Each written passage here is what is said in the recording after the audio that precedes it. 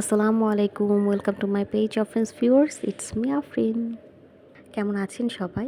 চলুন আজকে আমার শাশুড়ি মায়ের সাথে কাটানো একটা দিন আপনাদের সাথে শেয়ার করি। সকাল সকাল আমার বর অফিস চলে যাবে, তাই ভোরবেলা উঠেই তার জন্য চাঁদের মতো গোল না হলেও কোনো রকম একটা রুটি তৈরি করে দিয়েছি এবং রুটি পাচ্ছিলাম আর ভাবছিলাম কি করব।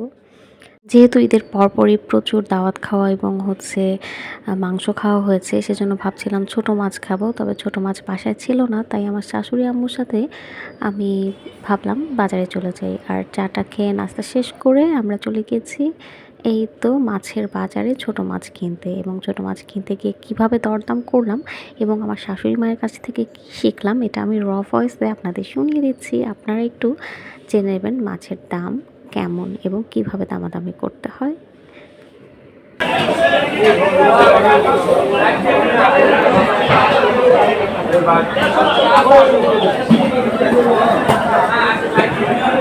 কত করে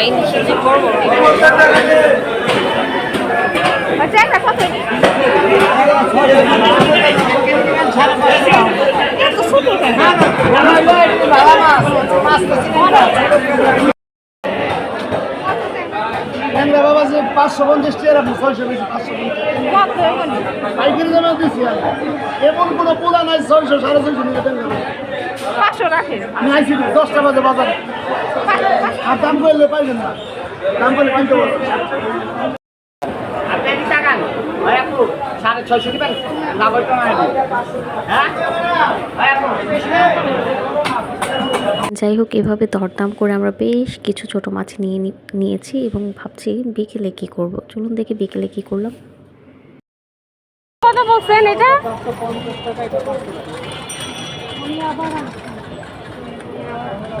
এইটা কত? এটা 150। এটা 100 রাখবেন না? না ফিক্স। আপনি কি রেগুলার বসেন? আমি রেগুলার বসি।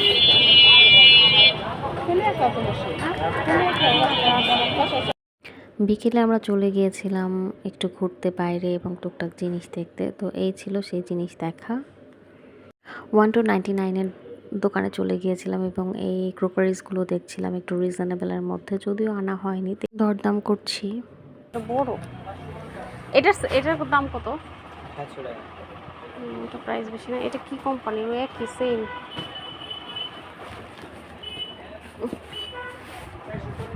বেশক্ষণ হাঁটাহাঁটি করে এবং দরদাম করে আমাদের তো বেশ ক্ষুধা পেয়ে গেছে, এবং যেহেতু শাশুড়ি আম্মুকে নিয়ে বাইরে গিয়েছে, তাকে কিছু না খাওয়ালে হয়। তো আমরা গিয়েছিলাম এই মামার দোকানে। কি খাবো, পানিপুরি নাকি চাপ, সেটাই দেখছিলাম। সো দেখুন আমরা কি নিয়েছি এবং কি খাচ্ছি।